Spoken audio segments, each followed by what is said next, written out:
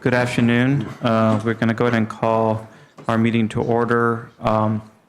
Since we're going to end up going to closed session, we'll go ahead and call to see if there's anybody who wants to make any public comment on closed session. Seeing none, it's going to be a pretty fast meeting then. Cool. We'll go ahead and recess in the closed session. I should point out that Mayor Valdivia is running late, and by the time we come back to open session, hopefully he'll be back and he'll run the meeting then. Okay, we'll recess to closed session.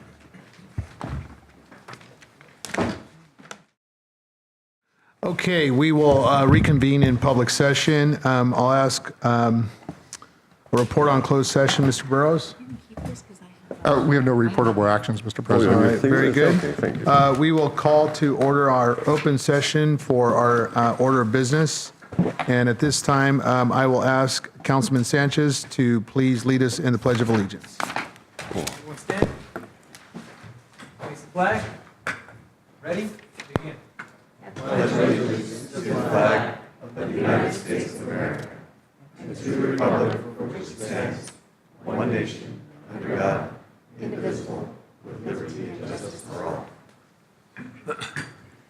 And if the clerk would please call roll, please. Certainly. Please state your name for the record from the City of Colton. Jack Woods. Thank you very much. From the City of Loma Linda. Ovi? Thank you very much. From the County of San Bernardino 3rd District. Dawn Rao. Thank you very much. And from the City of Highland. Penny Lilburn. Thank you. And from the City of San Bernardino. John Valdivia. Thank you. Theodore Sanchez. Thank you very much. Very good, thank you. Item number E, items to be added or deleted, Mr. Burrows. No items, sir. Moving on to conflict of interest disclosure, if there's any members of the commission on that, Ms. Ferris. Mr. Chairman, I have a conflict on number 5. Very good, so noted. Are there any other conflicts? Very good, moving on to item G, informational items. Item number 2, executive director's report. Mr. Burrows? So what I'd like to try to do here is move up to report on 2B. Commissioner Popescu and I recently attended the Aviation Business Aviation Conference, and we've got a brief overview of how that went, and I'd like Vice President Popescu to run through his experience on that, and I'll supplement with my comments. Okay, thank you. Be patient. I have a few things to say on this because it's actually a kind of a cool report. Just a little bit of background. Part of the reason we're doing this, even though we're a public airport, we have our FBO, which is really almost like a business. So we as a board, we're actually sitting on a board of an actual business. So our goal in trying to drum up more business for our business so we could be more profitable. And why is that important for us? Well, the way to do that is to sell more fuel. Literally, that's where we make most of our money, besides the fees. But we basically run a high-end gas station. And that revenue, obviously, is used to help support the airport. There's lots of reasons why we want increased revenue. We want to build a hangar. Well, a hangar costs $10 to $20 million. We don't have that. So as we get more and more revenue, it's in our interest to try to make sure we find the right people that can help us give us that revenue. So the way you do that is you basically go to talk to the people at some of these conferences. Now, there's a niche that we're trying to approach, and that is, and I brought this up before, is the world's big, but everybody comes to Los Angeles. I mean, that's really the bottom line. Los Angeles is a mega center for business. And I'm talking about corporate aviation here. So there's over 5,000 international flights that come into the Southern California area for business reasons. Our goal is to try to capture some of those and get them to come use us instead of some of the outlying airports. In trying to do that, and we've been successful in doing some of that, and I'll talk a little bit about that, is that it opens up opportunities not only for ourselves as it relates to international, but also people who use us internationally then start using us domestically as well. And we're seeing some of that. So there's a lot of benefits from doing so. Because there's so many people involved in making a decision about where an airplane lands, you have to talk to various industry players. And I'll talk a little bit about who they are and how they kind of fit in. And one of the reasons we decided to go to China specifically, the conference happened to be there, but we could have possibly talked to some of these people here as well. But what's happened is we have found ourselves getting more and more flights from Asia. I mean, just last week we had one from Vietnam, we have one from Hong Kong, Taipei, Shanghai, and it's only one or two companies, and we know there's a lot more business aviation out there that could use us. So we felt that let's go out there and talk to someone on the ground in Shanghai and see if we can educate them about us. So that was really the main purpose for going. A lot of the companies we talked to, they're already our customers. We literally have done millions of dollars in business with them. So it wasn't like we're just going there to look for people. It was continue to have a relationship with the existing customers that we have besides finding new ones. Some of these companies we talked to, they've actually sent people here. And these are companies who are based, in Zurich, Switzerland, and Brussels, and Dubai, lots of companies from Dubai, and they've sent their people out here. And I'll talk a little bit about that in a little bit. And of course, another reason you want to go to these conferences is you want to keep up with the industry. You're always learning new stuff about what's happening, players, mergers, acquisitions, the state of the economy. We learned that, we all hear about how China's slowing down. Well, guess what? When you're there and you talk to the companies, yes, there's some proof of that. Business aviation is literally flat when it was really growing. So there's definitely some correlation, and it's good for us to understand what's happening. I'll go ahead and move on to the next slide here. I guess that's fine. So just to make sure we understand a little bit, this decision was made last year. So we had a series of conferences, so it wasn't like out of the blue that we decided. It was on the agenda, and we worked on it. And it's important to plan ahead for many reasons, but for me personally, and I need to kind of sidetrack a little bit here, I have done so much activity related to this airport that I've used up every single time off that I have at work, okay? And it's gotten to the point where when I go with my family this summer, I will have no paid time off. And I'm not saying that to ask for sympathy, but I want to make sure people understand, because sometimes people say, well, why are you doing this? Some other negative reason why you're doing it. But I want to make sure that people understand that for me, I have put a lot of energy into this. And there's 3 reasons for it, really. I love it. I really enjoy doing this. There's no doubt about it. Despite the challenges and the headaches, I definitely get a kick out of it. But the other reason, the more serious reason, is that taxpayers are spending a lot of money helping run this airport. They've invested hundreds of millions of dollars into building it. So we have an obligation to do what we can to bring business to it. But there's another reason that I think is even more important. I'll give you a good example. This weekend, I actually was in downtown San Bernardino, and I actually went to the theater. And we went with a friend of my daughter, okay? And she lives in Highland. He lives in Highland.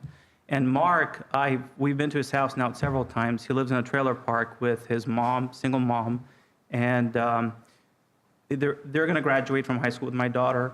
And I asked Mark, I said, what are you going to do after you graduate? And he said, I was going to go to school, but I need to help my mom out. And it was exciting at first because he told me he was going to go into some sort of mechanic work. And I said, Mark, there's an opportunity for you to go to Valley College. You get an A&P mechanics license.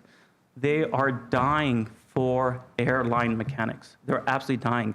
They can start off at $100,000 a year. There's people who go to college who don't make that amount of money, okay?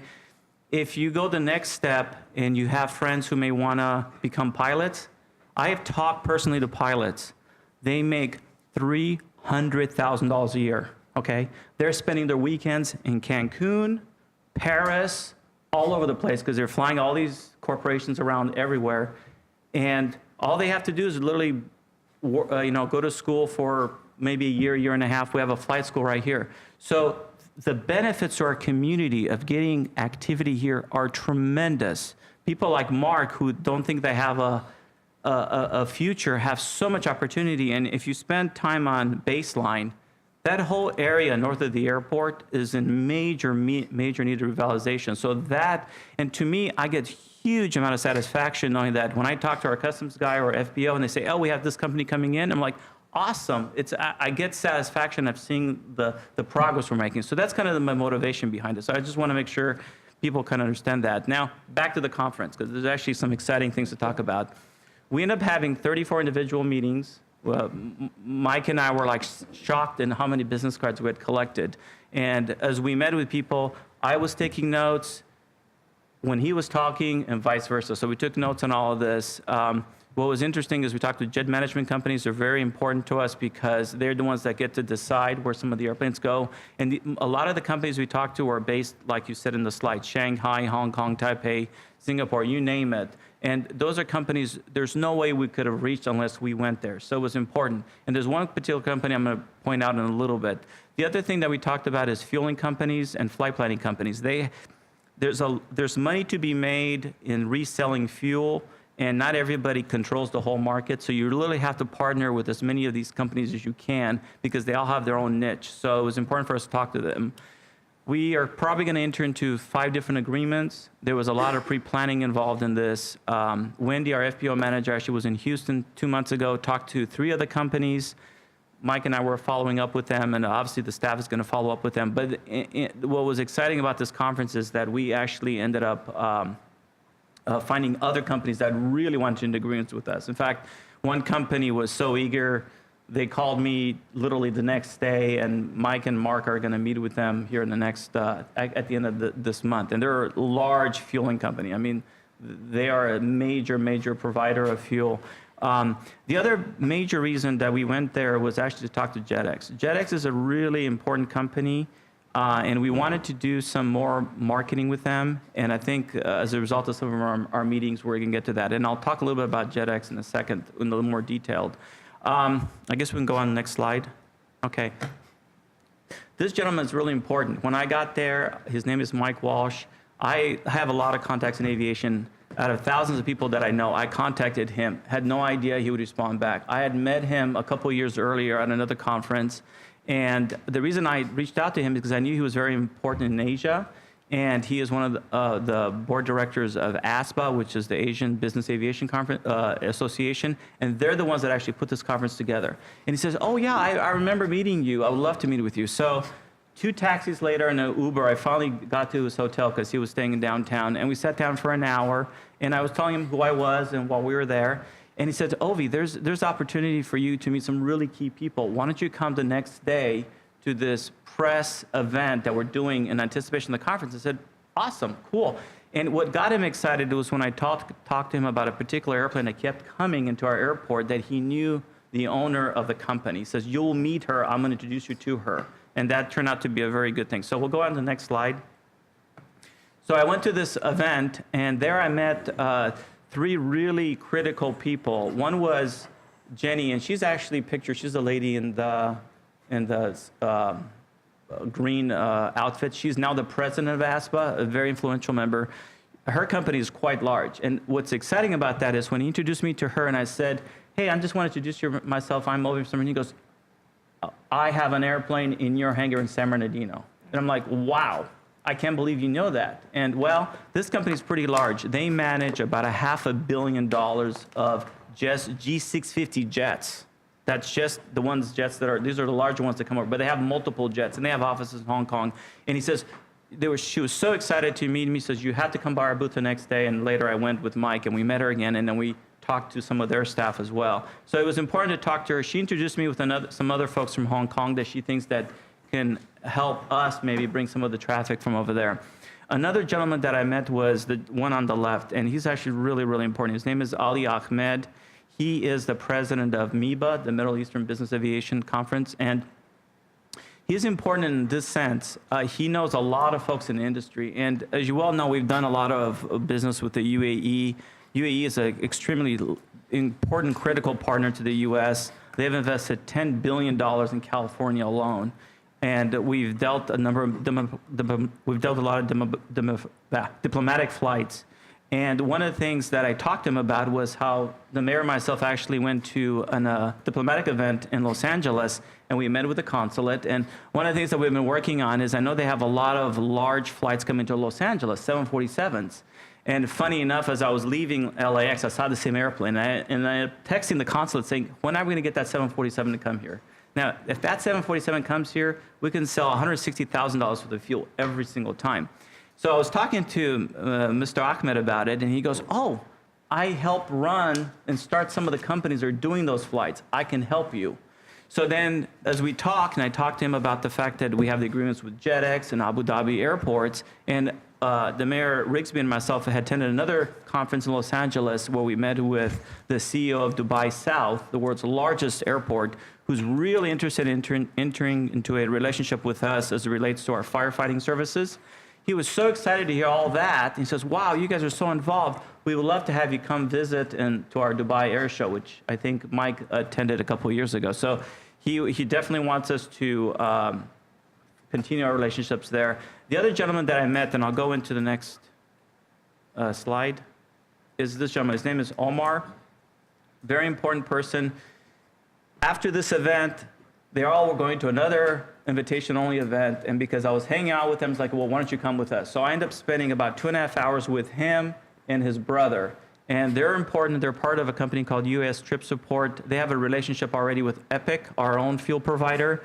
What they can offer us is they are the main fuel provider for all the airlines in Asia and most of the cargo companies. And fuel is a number one reason, a big factor about where everybody goes. So when we talked, and Wendy had met with their folks already, by the way, in Houston, and they've been very eager to work with us. They've helped coordinate another international flight for us, but I think that entering an agreement with them is going to help us tremendously.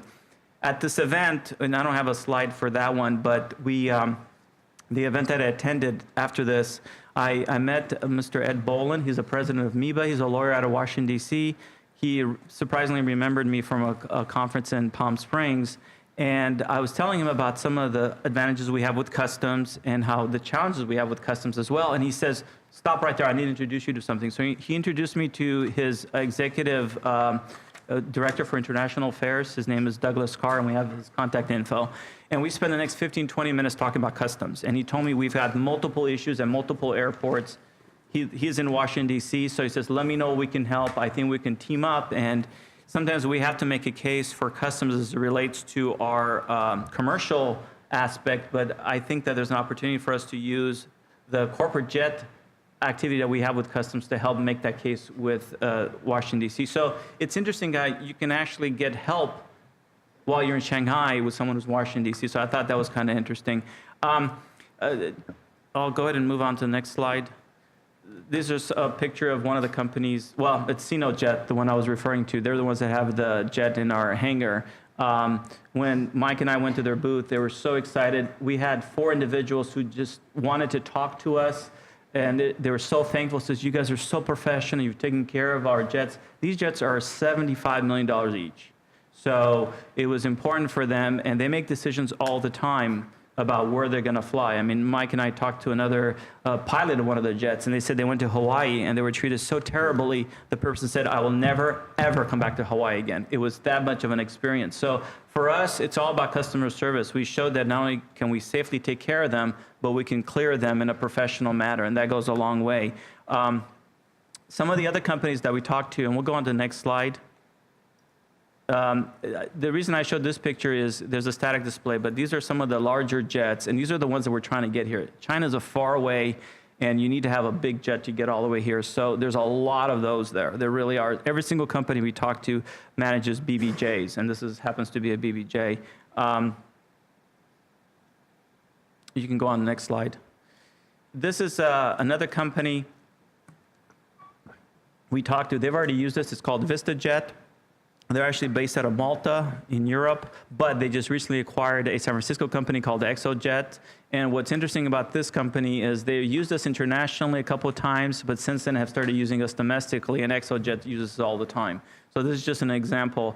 You can keep it here for a second, but a couple other companies that we talked to was Jet Aviation, which is really important. They've used us often. In fact, since we came back, 4 of these companies have already used us, just to give a perspective of how out of sight, out of mind. As soon as you start talking to them, suddenly they're starting to remember that, hey, San Bernardino's on the map. And Jet Aviation is huge. They're a subdivision of Gulfstream and General Dynamics. They're a $55 billion company. They acquire companies left and right. they have shown a tremendous interest in our airport. They want to invest here. There's an opportunity for them to help us build hangars, open off office space. Mike and I have actually met their president a couple of times. And then we talked to another large company, Lux Aviation. They manage about 250 jets. They're the second largest next to NetJets. They have a serious interest in working with us. Our FBO has kind of put us on the map now with a lot of international companies that otherwise wouldn't have even considered us. And then, of course, we talked to other companies like TAG and Gamma that have used us and will continue to use us. We can go on to the next slide. This is another one of the Chinese companies. The other companies that we talked to was the flight planning companies. One of them was a very large one called Universal Weather. They use us often. Wendy met with them in Houston. We've actually met with them several times, and they definitely have an interest. And what was interesting about them, and I think it's important to point out, is that even though we've used these companies, they have offices in Houston, they have staff that's based in Hong Kong and Shanghai. And when we met with them, that staff needed to know more details about our airport. So it was an opportunity for us to really talk to the people who are the decision makers, because these are the people who guide the operators and do the flight planning. Flight planning is a very involved process. It can be, for a small flight, it could be 40 pages worth of things that flight planners have to check off to make sure everything goes, and there's permits and lots of complex things are involved. So talking to flight planning companies is extremely important in trying to bring business here. I talked a little bit about the fueling company that's going to talk to. Last two things that we talked about was, and this is interesting because it just tells you how you never can plan ahead, but things happen and doors opened. About 3 weeks ago, Mayor Valdivia asked me to see if I can attend an event in Los Angeles that he was invited to by the Chinese consulate. And so I attended. It was a 2-day thing where first day was really a news conference. It was really like a ballet troupe that was doing a tour through the U.S., but at this event, there were people from the consulate. So I got to talk to them. I told them I was going to Shanghai in 2 weeks. I would love to be able to see if there's anybody that we could meet with. And then after multiple emails back and forth, we got an email back from a gentleman out of Pasadena who ultimately came. He met with the mayor, myself, and Mark. He ended up touring the airport, but he knew nothing about aviation. But when I was emailing him and explaining to him what we're trying to do and trying to bring cargo and things like that, he on his own decided to try to bring in one of the world's largest airlines. And he almost brought in their president here, and he couldn't make it. And what's unique about that is, as Mike and I were walking to the conference, we happened to see that airline's booth there, and we had no idea that they would be in the corporate world. So we went and talked to them, and sure enough, unbeknownst to us, they have a huge fleet of corporate jets, BBJs, Airbuses, and G650. Of course, we did our spiel about how we have customs, we can take care of them, we've taken care of their other people like Sinojets, and they were really excited about it. And we said, hey, we're actually trying to talk to you guys about cargo and commercial. Like, absolutely. So now they're going to take our contact and forward it to their commercial people. So it's interesting how one door opens another. So I thought that was interesting. There's a couple other quick companies. One was just talk a little about JetX. JetX is really important. We entered into agreement with them about 1.5 years ago. They are in 26 countries and 56 locations. They have FBOs like ours. And we have sold fuel through them. By the time we get to the summer, it's going to be close to $500,000. But we've never gotten what I thought would be the benefits of entering in a relationship with them. Yes, they brought in business, but there's a lot more we can do with them because their budget, they're huge. I mean, they sponsor the Dubai Air Show. They probably have a $30 to $40 million marketing budget. It's insane how much money these people spend. What's even more interesting is that out of the 14 flight planning companies that we talked to, I think half of them are all based in Dubai. Literally, they all have offices there. Dubai has created a little niche just for flight planning companies. So Mike and I met with their CEO, Adol, which we've actually met in the past. And we sat down, we looked at 3 things that we can do with them. And he says, absolutely, I think we're ready to do that with you. He's actually communicated with us several times since then, and has gotten the emails. And we're looking at doing 3 really exciting things. One is a joint video that we think is going to help us, and we brought this up in the ad hoc committee. We're going to revamp some of our marketing stuff, and it would be good to have a partner so we can share the cost, but also they have a different level of professionalism that we may not be aware of. We're going to try to do an event together, possibly in Los Angeles or maybe even here, and team up with some other folks. And then lastly, since they are 10 times busier than we are, they have beautiful FBOs in Paris and Dubai. They agreed to let us market directly to their pilots about our facility. These people who go in these places may not fly directly from there, but they always fly from other parts of the world and eventually work their way to Los Angeles. So it was important for us to talk to them about that and to get to the next level, because I believe that the relationship we have with them is going to take us to the next level. And then the last slide, or actually there's two more, is Click Aviation. We didn't really know who they were about. I have happened to catch this picture from one of their promotional material, which happens to catch Mike and I meeting with them. Mike looks a little dazed because he's very jet lagged at that point. But what's interesting about him... Plus, he's in a gray or tan suit. Yeah.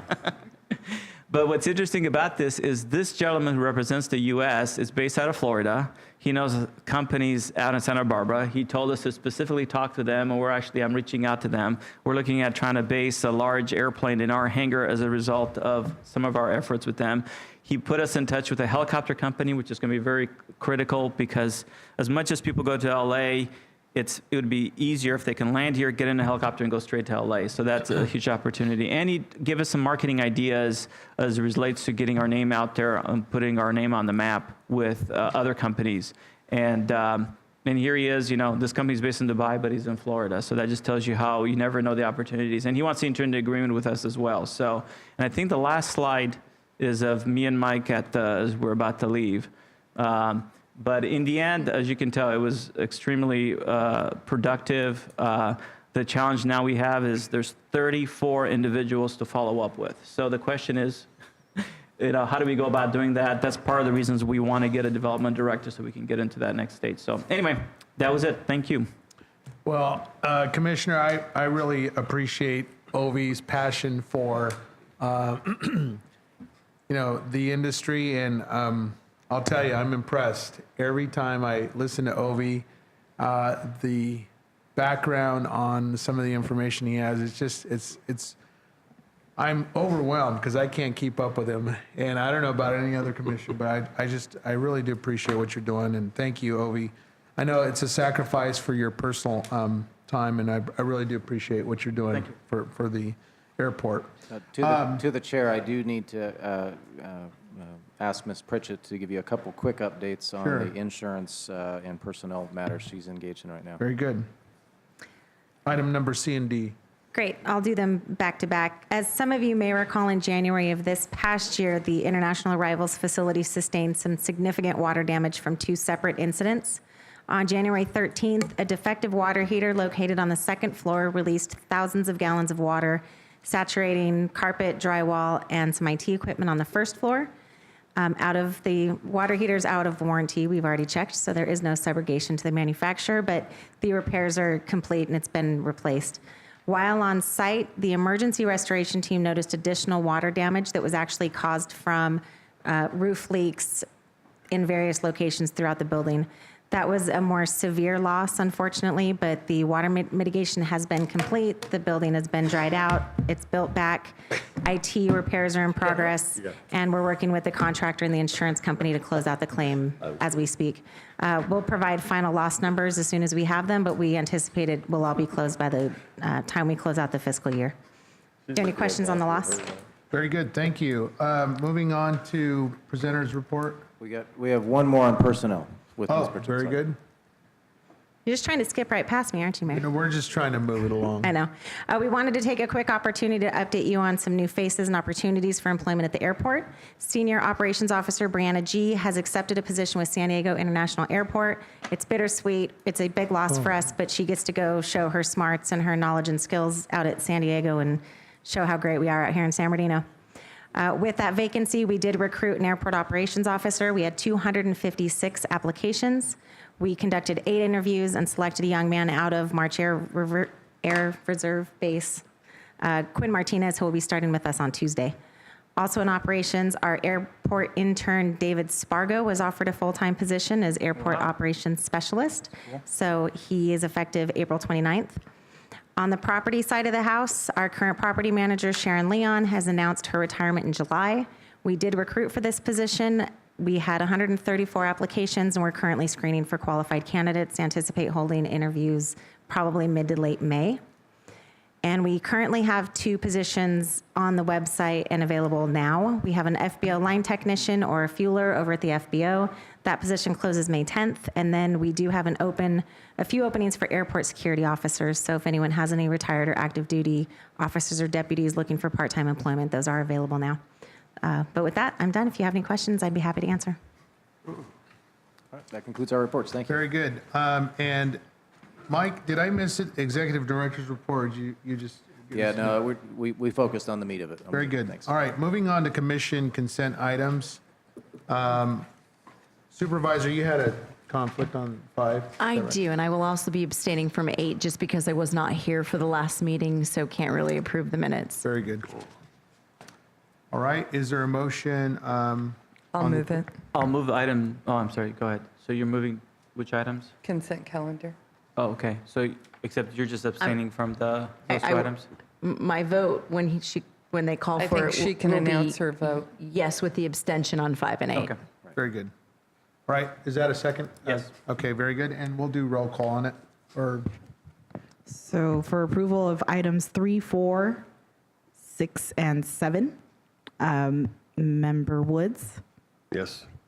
Member Rao, Yes. Member Popescu, Yes. Member Valdivia, yes? Member Lilburn, Yes. and Member Sanchez. Yes. Thank you. And we now require a vote for item number 5. Move for approval on the floor. I'll move it. I'll second. Very good. Roll call, please. Member Woods, Yes. Member Rao, It's weird. Abstain. Member Popescu, Yes. Member Valdivia. Yes. Member Lilburn. Yes. Member Sanchez. Yes. And we'll now call for a vote on item number 8. Is there a motion for approval? So moved. Second? Yes. Very good. Roll call, please. Member Woods, Yes. Member Popescu, Yes. Member Valdivia. Yes. Member Lilburn. Yes. And Member Sanchez. Yes. Thank you. Very good. Moving on to commission action items. Item number 9, Mr. Burrows. I'll defer to Mr. Gibbs. Very good. Thank you.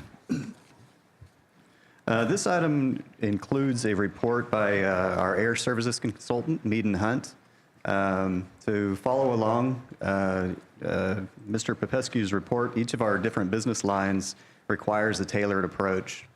So the approach at the FBO is different than our approach toward cargo, which is different than our approach toward general aviation, and that holds true for air services development as well. It requires specialized services and deep dive into the data and a different approach to ultimately landing that service. So our selected consultant that we've worked with over a number of years is Mead and Hunt, and in years past they've provided updates. It's been a little while since we've done it. We're certainly due, and I'd like to turn over this presentation to Mr. Jeff Hartz and Ron McNeil with the firm of Mead and Hunt.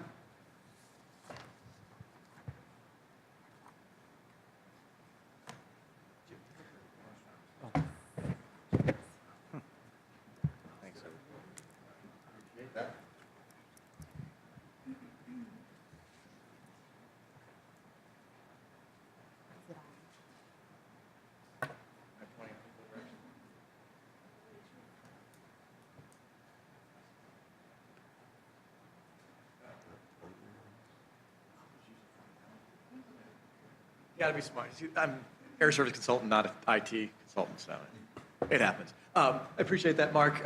My name's Jeff Hartz. I've been with Mead and Hunt about 8.5 years now. I've been working with San Bernardino for quite a while for air service development work. A little bit about Mead and Hunt we'll talk about, and then we'll get into some of the other details. Mead and Hunt, we've got 6 air service consultants spread throughout the country. There's 2 of us in Atlanta. I'm in Dallas. Ron, who's with me, is from St. Louis. And we have 1 individual up in Oregon.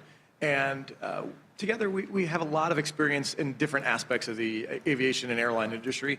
We bring some aspects from the airport world. Our consultant that's up in Oregon is from the airport world in the finance and marketing side. But the rest of us came from the airlines. We did route planning, we did network planning, we did revenue management, pricing, marketing, and sales efforts for that. So we're able to help tailor for our clients and for San Bernardino to the airlines what's needed for that.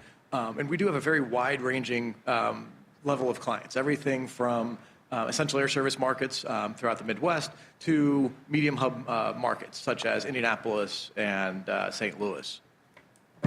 So we're going to talk real quick about the airline industry, and then we'll talk a little bit more specifically about San Bernardino. One of the things that's very evident with the airlines is it's very cyclical. And so when you look back from 1990 through 2018, following in with the recessions, you get the drops and losses for the airlines. And one of the kind of the old adages that the airlines always used to say, and I think Buffett was one that really infamously said it, was how do you become a millionaire in the airlines is you start with $1 billion in the airlines. And that was really before this last 5-year time frame where the airlines were able to overcome a lot of the obstacles and make a lot of money. But cyclically, again, you look at 1990, there's a little bit of loss and a little bit of money made through the mid-90s, then a whole lot of loss in the early 2000s, then even more loss through the late 2009, 2010 timeframe. And then the airlines had a lot of changes with seats and capacity in the marketplace. There's a lot of consolidation. That's when American and US Airways and Delta and Northwest and United and Continental, Southwest and AirTran merged together and reduced a lot of competition, a lot of capacity in the marketplace, and kept things really constant. And during that period, they were able to really increase their profitability through that. The last 3 or 4 years, the airlines, though, have been starting to grow again. And that is something that absolutely impacts us directly with San Bernardino as we're looking for adding new service, is the ability to be able to talk to the airlines now that they're looking for more growth opportunities. They're not just concentrating on what they have or trying to cherry pick the biggest of the markets like they were doing really through the 2009, 2015 timeframe. So again, as I mentioned on the capacity, again, capacity is defined by number of seats in the marketplace. And you can see from 1992 to 2018, seats range from roughly 775,000 seats, 775 million seats in a year domestically, up to now about 950 million. So we've had a big growth through that 20 some odd years. But when you really look at it, there's a lot of fluctuations in there. And again, following on the previous slide, a lot of it had to do with the reductions in the economic viability, the recessions through the early 90s, really 9/11. And the biggest one was, again, that 2008, 2009 timeframe, where you can see there with the bar graph, the capacity really stayed flat for about 6 years. The airlines did not grow. The growth they had came at the expense of other markets. So they weren't actively out looking for adding 10, 15, 20 new cities to a market. They may pull a route and then add a route somewhere else. They may pull another route, add it somewhere else, but it wasn't wholesale growth. It's really, again, you can see there that 2015, 16, 17, 18, where you've had some more growth, but we're still only, though, at the point of where we were back in the 2007-8 timeframe. And so really it's this next couple of years as you see these airlines growing beyond that point is where we're going to start being a lot more growth in markets like the Inland Empire. One of this that's happened again was the consolidation. When you went from 10 or 12 major airlines down to 4, that really helped, again, for lack of a better term, eliminate some of the competition and eliminate the need to compete with each other quite so harshly as they were through the 90s and early 2000s. And you've got American, Delta, Southwest, all roughly the same size with United trailing them. The other 19%, those are the other airlines, and that is the Frontiers and Spirits and JetBlues, Alaskas, Allegiants, Hawaiian. So really the guys on the left, the Southwest, Delta, American, United, really haven't grown almost any. Even looking back the last 5 years or 10 years, their growth has been because they're adding more seats to airplanes, or they're retiring 140-seat airplanes and bringing in 160-seat airplanes. Their growth has not been adding net new airplanes to it. The growth has really been the Frontiers, the Spirits, the Allegiants, and Sun Countries of the world, especially going forward, as a lot of them are looking to double in capacity over the next couple of years. So it's been a tale of two worlds for when you look at the growth. Again, as we talked about that capacity growth over these last 5 years, from the bottom out to where we are today, it's not been really equal for everybody. Here you've got the definitions of the FAA hubs, non-hub, small hub, medium hubs, large hubs. Large hubs are LA, Ontario's a medium hub, small hubs are Palm Springs, and non-hubs like a Bakersfield. And so when you look, the first column there, 9% down on less flights for non-hub airports. So markets like a Bakersfield, they've had less flights by 9%, and you've had only a little bit of increase in seats on the right-hand side there. But when you start getting into the medium hubs like Ontario, Ontario's had a big growth over the last 5 years, but that's also the Pittsburghs and the Cincinnatis and St. Louis's of the world that really had a big growth this last 5 years as the airlines have, again, stopped growing in the big markets quite so much. The large hubs aren't growing nearly as fast as they did the 5 years previously, and the airlines are starting to push now into that next category, markets similar to the Inland Empire that have that extra ability to support the growth. So when we look at air service development overall and the process of it, it is a very data-intensive process. There's a lot of salesmanship, there's a lot of presentations and networking, but at the end of the day, though, it's based on the data. It's making an argument that a given route or a given community can support the service with factual numbers, with the data that's available out there from what we have and publicly available that the airlines have to report to the DOT. And so part of that process then is looking at that, quantifying the data, then identifying the opportunities and forecasting those results, seeing what opportunities make sense. Sometimes when we look at an opportunity, we then forecast it, it doesn't become an opportunity at that point. It turns out it's not quite there to be able to be profitable. And making sure we're only pitching profitable opportunities for clients so that the airlines are seeing what makes the most sense for them and not looking at what we're doing as, well, you're just wasting our time. We're there to present what's best opportunities for them, not just anything. And then airline discussions, that's a real critical part of it. I mean, it's keeping that relationship. Again, that's that sales side of the house.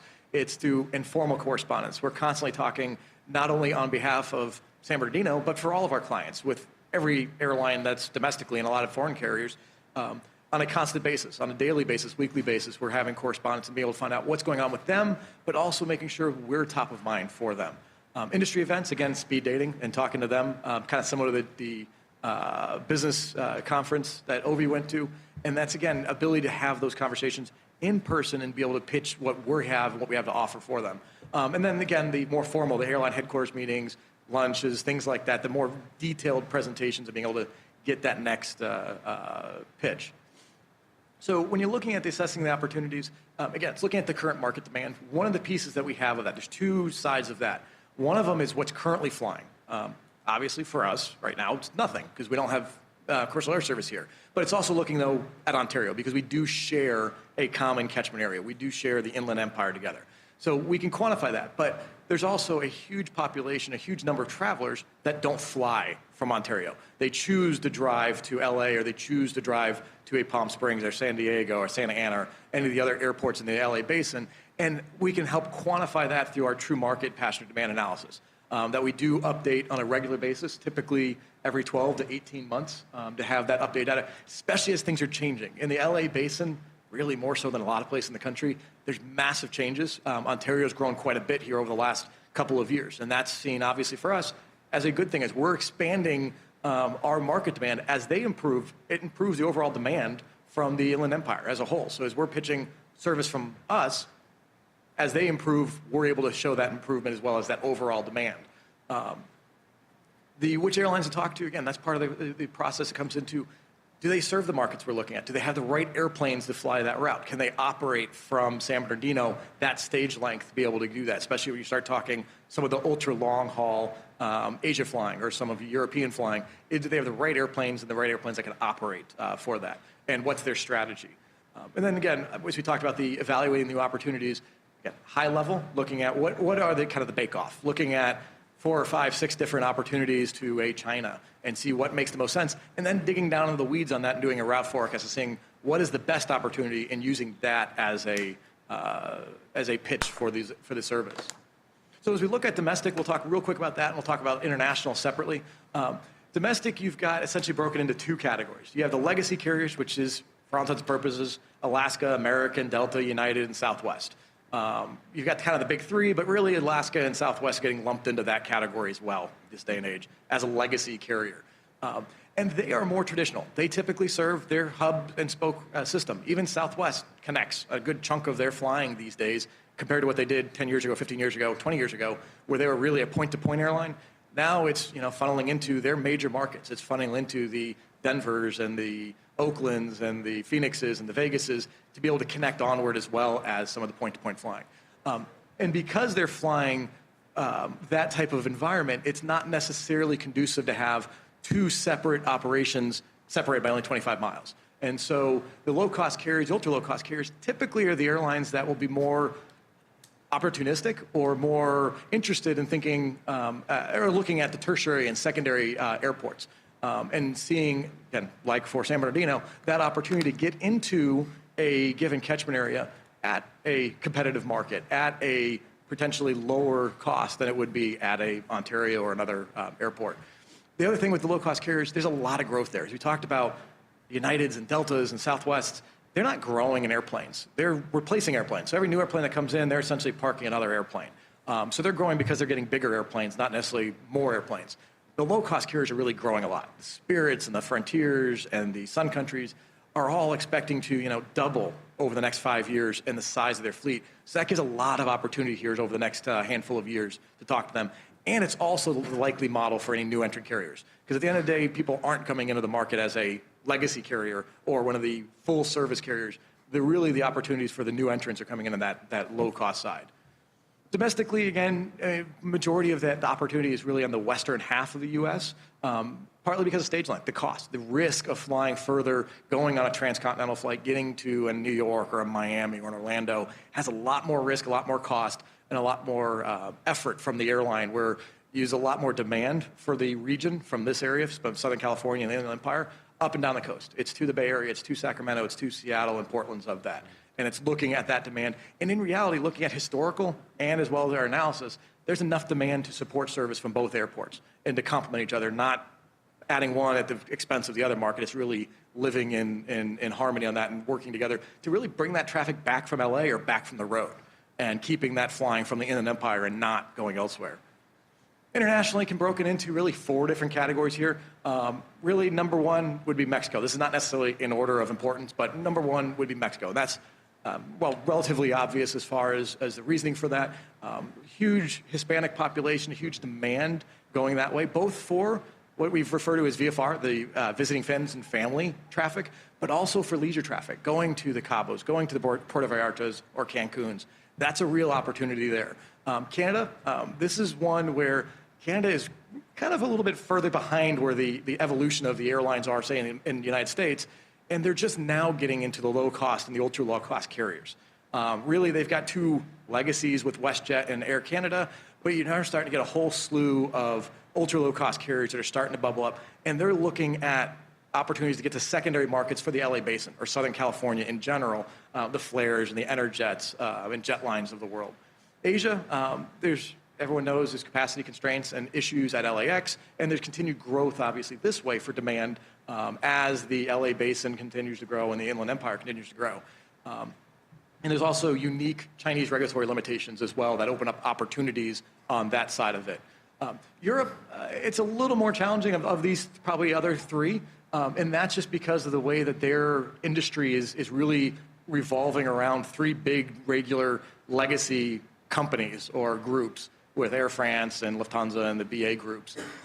So it's really more around the growth in leisure and low-cost carriers. The Condors of the world, some of the other ultra low-cost carriers, or low-cost carriers, the Norwegians, but they've had a lot of challenges. Again, flying a low-cost environment 3, 4, 5,000 miles is very different than flying it 300 miles. And so there has been some challenges with that, especially to the West Coast for those airlines.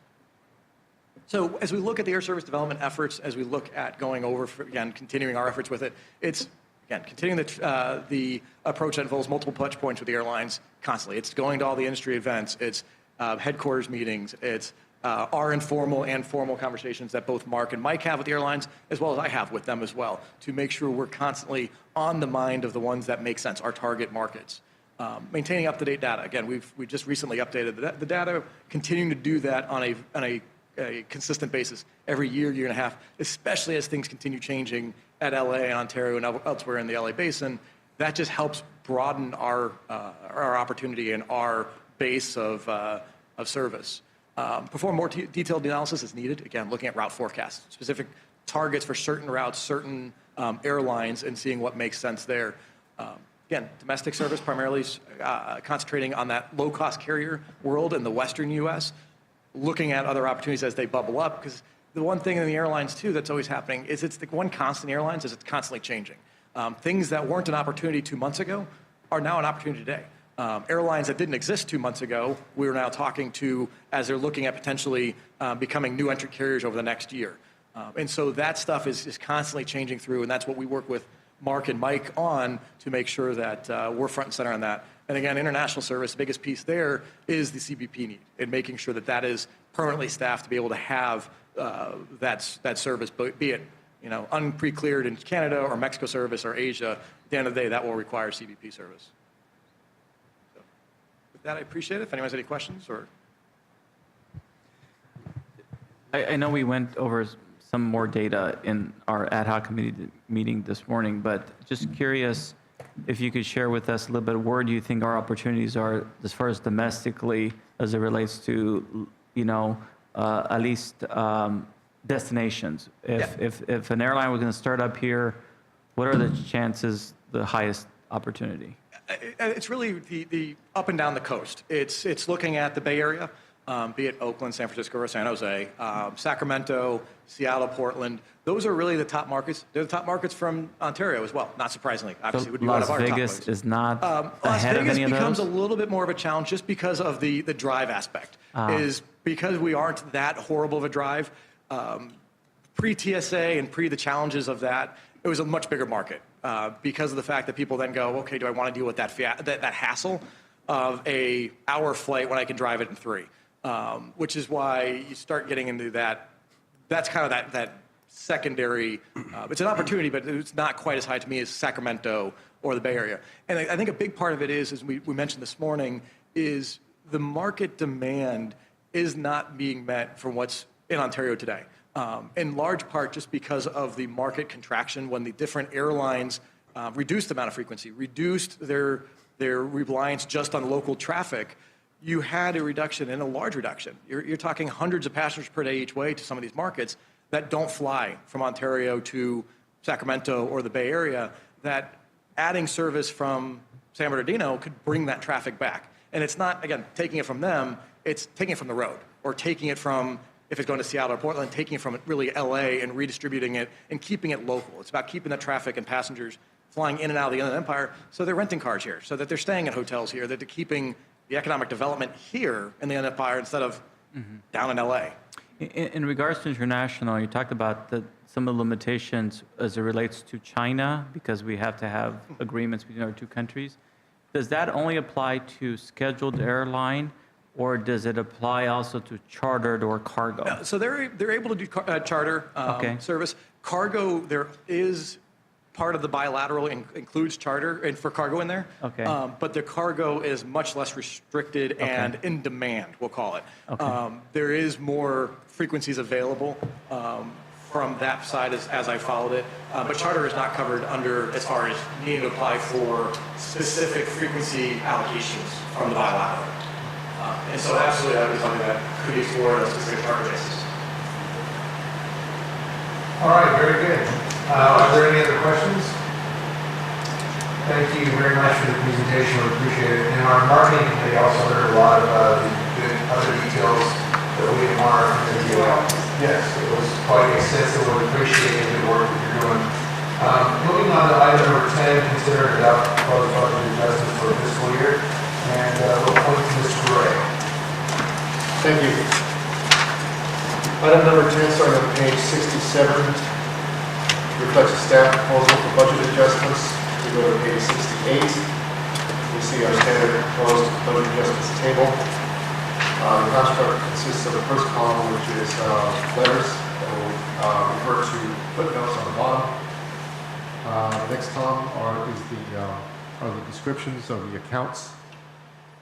The next column is the numbers, the budget as it stands today. The proposed adjustment columns are the proposals from staff for adjustments, and then finally, the proposed adjusted budget is the last column. I'll go through each one of these, and starting off with line item A, we are proposing to increase the revenues for FBO fund, other FBO services.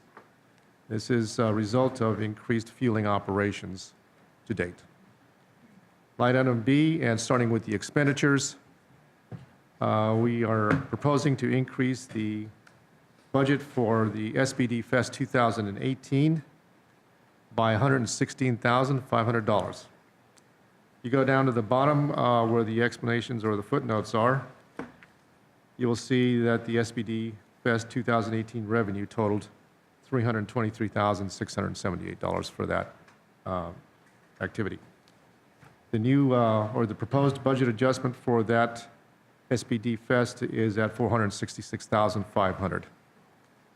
Going to line item C, to general fund, airfield operations, special events expenses, we are proposing reducing that amount by $56,500, as well as the next item.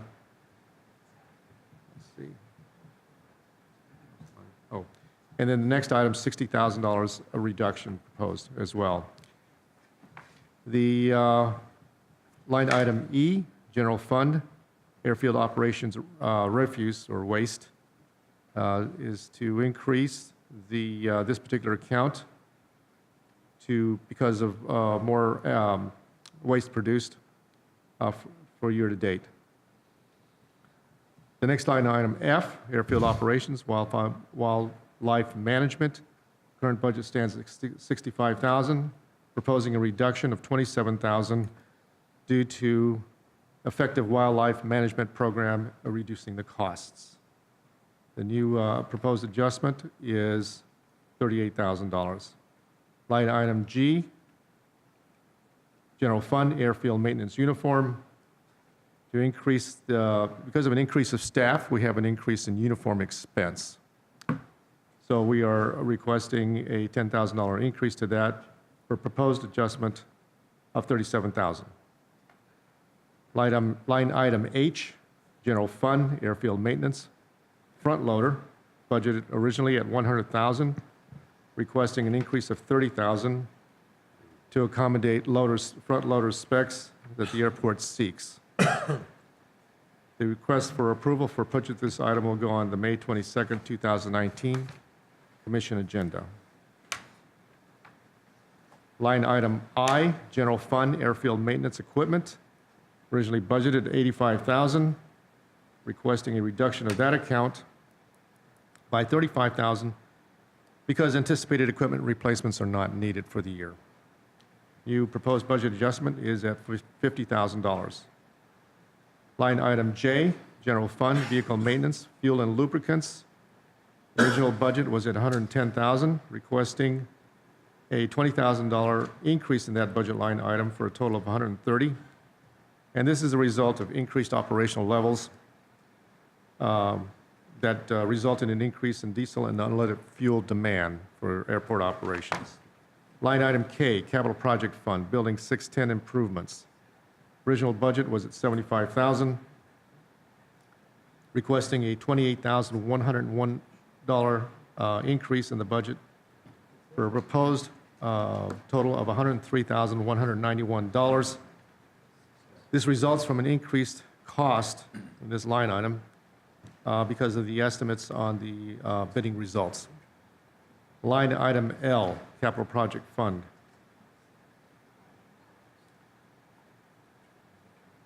Freight building. Reduction in that category of $28,191 for a new budget line item amount of $11,809. And this results from an anticipated capital improvements that did not materialize during the year. Line item M, fuel and lubricants at the FBO fund, increase of $20,000 to account for increased cargo GSE activity. And this expense is related to the increase in the revenues on line item A. That concludes my report. Very good. Thank Unless you, you have any Mr. Gray. questions. We appreciate it. The recommended action is to adopt the budget adjustments. And so if there's no questions, I just have a recommendation at the end of the budget and the proposed and the adjusted. You may want to tally those up at the end, just for an overall view On the budget column and the... on okay. all the columns. Will do. okay, and we do need to take a vote, so we'll do a roll call vote on I'll it. move it. I'll second. Very good. Member Woods? Yes. Member Rao? Yes. Member Popescu? Yes. Member Valdivia? Yes. Member Lilburn? Yes. Member Sanchez? Yes. Thank you. Very good. Moving on to item number 11, approve a construction contract. Mr. Harris. So Mr. Harris is in a dentist chair right now, so I guess I'll help him out, given that fun. So Building 610, just for reference, the Air Force numbers everything, so we still keep some of that nomenclature. It happens to be right down the street. It's our cafe restaurant. Used to be a Burger King back when the military was up and running here. And it has come time to replace the roof. So as we have done with many buildings around here, we have tried to keep it alive, but it has extended well beyond its useful life. So this fiscal year, we asked Mr. Harris and the team to spec a replacement, and they have done that. And he went out and solicited bids, and clerk of the board received 2 bids, one from AEC Moreno and one from Best Contracting Services. The low bid, of course, responsible was AEC Moreno. We expect the project to actually get underway this summer. So for once, we're doing a roof project towards the summer as opposed to the rainy season. That is nice. Thank you, Jim, for that. And happy to answer any other questions. Very good. Questions? I do. I had a, did you have one? Penny? I do. I had one too, but go ahead. This is Building 610. Yes. And what's different from the additional capital that we just approved on the budget adjustment versus what are we doing there on the budget adjustment? So on the budget adjustment, let me get to that here. So we've got... Because we just added 28,000. And that is so that we can fund the contingency. So 103,191 is the adjusted total, as you see in the fiscal impact under this item. Right. That correlates to the budget adjustment line item K to get us to that total there. Okay. That's where it reconciles, sorry. Very good. Hovey? So originally, we had budgeted 75,000 for this, and we need to add number 28, but another 28,000. So just out of curiosity, let's say we hadn't budgeted for it, what would have happened? Well, we would have to come to you to get a budget adjustment to actually even For the fund the whole thing. project. Correct. So- I guess my follow-up question is, let's say we didn't want to do the roof. How much time could we have waited? Well, we tried that the last 2 years, and this past year, going into the budget cycle, they did experience pretty substantial leaks. We again patched that, but it was clear. We had actually a number of folks inspect the roof, and it was recommended by more than just Mr. Harris that it's time to make the replacement. And not to put you on the spot, but do you happen to know how much revenue we generate from the lease on that I building? do not off the top of my head. We'd have to get that information. But do you think it's 100,000 a year? It will not be 100,000 a year, no. This is just to really preserve the building itself. This is deferred maintenance that has never been done. I can tell you that. I've been in it. Okay. Yeah, thank you. All right, if there are no other questions, is there a motion to approve? I'll move it. Seconded. All right, and we'll do a roll call. Member Woods? Yes. Member Rao? Yes. Member Popescu? Yes. Member Valdivia? Yes? Member Lilburn? Yes. Member Sanchez? Very- Yes. Thank you. I'm sorry. Very good. Number 12, consider and discuss a report on status of development director position, and Ms. Pritchett. Thank you. To provide some history on this item, at the March 2019 commission meeting, direction was given to staff to pursue the creation of a new development director position. The ad hoc committee marketing meeting did meet in April and May to review progress and provide further feedback and direction.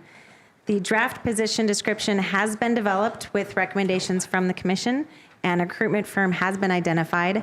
Aviation Career Services, ACS, based out of Chicago, was selected. Proposals were received consistent with all of our purchasing policies. The job description has been shared with the ad hoc committee as well as the recruitment team. Recruitment profile is expected to be prepared within the next 7 to 10 days. We anticipate the position being made public within the next 2 weeks through various industry channels. The position will also be posted on our airport websites as well as Luxair at the FBO. We anticipate completion of the process within 9 to 11 weeks, and we will keep the commission updated as progress is made. At this time, we're asking for the commission's authorization to move forward with the recruitment process, and I'm happy to answer any questions that you may have at this time. And I would just note that we did get some additional feedback from Commissioner Popescu, which we discussed with the recruitment firm today as well, and they are receptive to those changes and are willing to move forward with those additional edits. Very good. I want to commend the good work of our staff on this. This only speaks to the progress of the airport and the needs and the demands placed for growth opportunities, and I'm very excited. This is a good problem to have, and I'm excited that we are now focused on growing and that next level of growth for the airport. So I am supportive of this. I think it's long overdue. I also want to send my thanks to Commissioner Popescu. He's been very, very diligent in understanding this and getting some of this. So, Commissioner, do you have any comments on this, or Well, would you like I to can move for approval? Well, I'll have a couple of comments, but I would kind of return the favor and basically applauding your efforts, because one of the things that how I learned more about this position and specifically what's required is in talking to the gentleman you referred me to, which is one of our consultants that we already had hired, and he'd give me a lot of input, and I spent time with, he's a former airport director, and he said, yes, he looked at the stuff and he says, here's a few changes you should make. So it's not all coming from me. I'm doing some of my own, some research in that. I had just a couple of questions. You said it would take about 11 weeks. Is that to the point of hiring? As we anticipate, Okay. yes. And then the other question is, what is the anticipated cost for the recruiting firm? $23,000 for Wow. the recruitment complete. Okay. And for that amount, what are they going to be doing? They're handling the entire recruitment process. Currently, Okay. they're analyzing the job description and the scope and the salary compensation package. In addition, they will be putting together a very nice collateral piece to be disseminated through the aviation industry. They will screen all candidates, perform all background, and provide us with a list of highly qualified candidates that have already been vetted in the industry. They will also provide backgrounding information as necessary and perform reference checks. So Very the good. complete recruitment. Okay, thank you. And just to remind everyone, when we agreed to move forward this position, one of the things we talked about is once the staff narrows down to 3 candidates, those people will be talking to us at the ad hoc committee at that point, so we can chat with them a little bit as well. So I just wanted to make sure that people remember that. Yep. I think Penny had a question. I just wanted to know if we've used this firm before, this recruitment firm. We have not. We have not, but local airports have. They have done work with LAX, Long Beach, just to name a couple in the Southern California industry. Well, for that price, they're going to give us a really good candidate. Yes, and I have a year guarantee on the candidate as well, so if we don't like them, Okay. pick another one. Yeah, they Thanks, actually Jeff. have a fairly robust aviation database. That's part of why you hire a firm like this. Some of your other trades and positions, we can do more general recruitment. This one is fairly targeted and precise, so. Very good. Thank you. Very good. I'll Is there- move the item. Well, actually, there's nothing. This is just an informational item, right? So just- That is, do you need approval? So I would like the authorization to take all related actions as recommended in the action there, and then we will, of course, provide you the recruitment package as soon as the consultant has it available. I have a question prior to the additional comments made. I just want to make sure that we're going to have a final look at what's being offered. Oh, absolutely. Once the final collateral piece or the recruitment package is prepared, we will send it to the commission or the committee for Okay. final approval before it is released to the public. Okay. And you will also see, once it's posted, it'll also be available on our website too, so. but you'll see it before we get to that point, absolutely. Thank you. All right, so do you need a up or down on this? I would prefer a vote. I'll move and- the item. All right, I'll second, but just to be clear, you already have authorization to move forward with this. You don't need another authorization from us, do you? I have direction from you, Okay. but in talking with legal counsel, it would be helpful to have a vote so that the. very this good. is Let's done. safeguard it. We got a motion for No, approval in a I wasn't second. referring to this particular Oh, vote. I'm okay. just saying, moving forward, you Yeah, really have we're- all you we're- need to know we- to. we do. That's why I want- that's I fine. want the In other words, approval. the position's not come back to us to approve again. So you will see the actual position before it's posted, and you all will have input on Thank that you. before we post the position. But this is the last action we need to hire the position. Okay. All right, there's a motion and a second, and there's no discussion. We'll do a roll call, please. Member Woods, Yes. Member Popescu, Yes. Member Valdivia, Yes? Member Lilburn, Yes. Member Sanchez. Yes. And Member Rao is absent. All right, moving on to item number 13, review status of action plan, and that's Mr. Burrows. So, as our screen gets ready here, don't have to tell you that we are obviously talking about marketing initiatives for the new budget year. You also see a report at your next meeting on some of the proposed elements of that. Mr. Gray and team are very active in budget preparation for the coming fiscal year, and do appreciate the folks that attended the World Trade Week conference we held yesterday. The LA Chamber is doing their event today. We're also represented there as a sponsor to support the overall event and our international trade initiatives. Going to June, that is time for the actual budget adoption, and you'll see an update on the strategic plan results for the year. That includes my report. Thank you. Very good, thank you. We will move to any open session, or I Commissioner. just had a, back to that slide. When do you anticipate the next finance committee? It'll be at your, in advance of your next commission meeting. Which right now is still scheduled for Still calendared for the 22nd. right second, now. but we may have to change that We may. depending on, okay. We may. All right, very We'll be in good. touch. Very good. So let's go to item K, any open session public comments? Seeing No none, slips. moving on. Commission member comments. I'd like to start off. I want to send my deep appreciation to our staff. Yesterday, we enjoyed a phenomenal opportunity to highlight the airport, and I want to just say thank you very much. Everyone looked real sharp and great, and I thank you, Mike, for your leadership. You're doing a tremendous job, and we want to continue those efforts, so I thank you. Commissioner Popescu was there, and I think I was not. Commissioner, but it was a great opportunity. We heard a good report on kind of the opportunities here in our existing region, and we're excited about that. And finally, I want to say thank you very much. I did travel to South Korea on a trade delegation along with Mike Burrows, and that was a good opportunity to feature Unical and learn about existing operations with our South Korean. I don't know if, Mike, you have any comments on that? Yeah, so our county members will certainly know of this. The county did initiate a trade mission to South Korea. Supervisor Hagman extended an invite to Mayor Valdivia as president of the commission, and Supervisor Lovingood also attended. A number of local businesses were featured as part of that. Unical, in particular, for those that don't know, does have a small sales office in South Korea. So we reached out to them to see if they'd be willing to participate. This was a fairly organized effort. I've attended these off and on over the years. I've got to say this is one of the better organized missions that we've been on. It was a lot of prep work, a lot of advanced planning.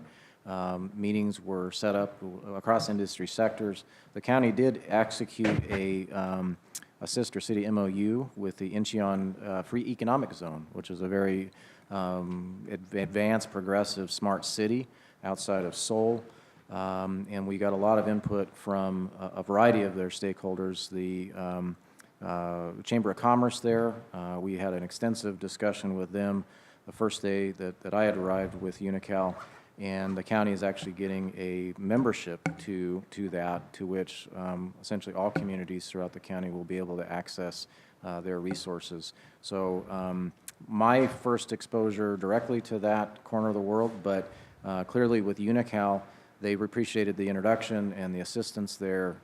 As of our conference yesterday, we punctuated that by putting them in direct contact with our international trade agreement partners with the Department of Commerce to buttress those efforts, and we've seen a lot of follow-on success from that. So again, speaking of jet lag, the mayor arrived with very little time and 13-hour days back to back to back.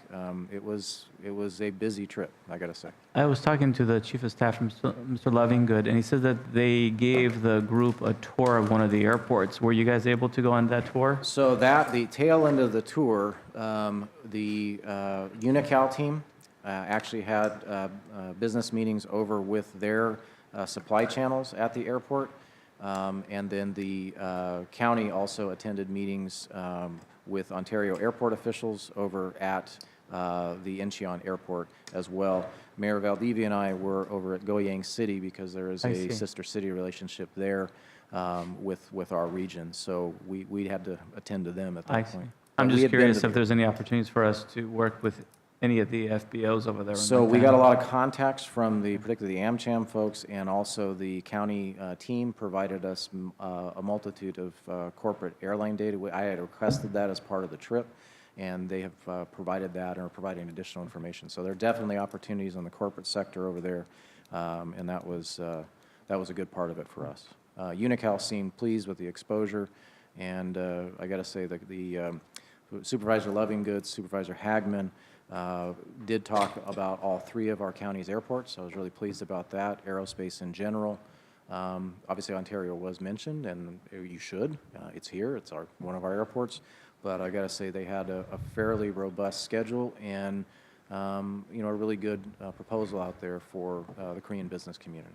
And I was just going to, with the mayor's permission, just remind our board members of two events. One is we're having a fly-in this Thank you. Saturday. The airport's promoting to try to get more activity to the FBO, and I guess they have a number of RSVPs. So if any of you guys want to stop by to see how that's going. And then also, I forgot to mention that, correct me if I'm wrong, I don't know where Amber is, but we do have a booth at LA Cargo next week. We do. And Mark, you got to remind me, what day is that, the LA Air Cargo Day? I don't have it off the top of my head. So I will send you all an email on the date. Well, it's and- on May 4th. I had actually emailed Penny about it because I never actually attended that particular event, but I know the airport sends people there. And if anybody's available, it's an opportunity to really network with a lot of We typically freight will forwarders. sponsor it as a member. Yeah. And then, try to have folks attend. And that brings It's on up a a Monday. good point. I'm not sure that you're in the position to market or broker these events. So I think when these events become available, I think it would behoove our staff to let the board know, to give them an opportunity, what events are coming up, and to give everyone an opportunity of what is available. And like the Saturday event, I don't think any board members knew about that event other I've than... gotten 2 emails from the airport, so I guess you're not on that list. So that's So how I knew about we'll it. rectify that. I try to put this detail in my weekly updates as well, but Appreciate that. I will comment duly noted, and we will make every effort to improve on Thank that. you.